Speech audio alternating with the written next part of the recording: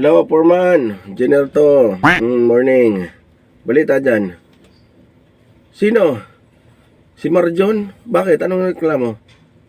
Holiday? Ba't hindi ba siya nabayaran? Absent. Absent pala siya. Ba't nagre-reklamo na hindi siya bayad?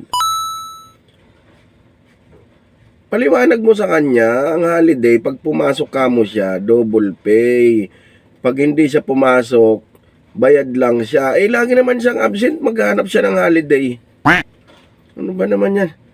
Kausapin mo nga, Foreman, di pwede yung ganun. Para siya absent ako, maghanap ng bayad sa holiday.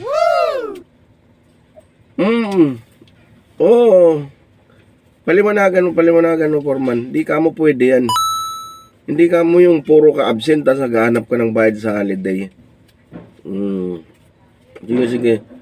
Hayaan mo, papatawag ko yan sa ano. Sige, Foreman, sige, okay.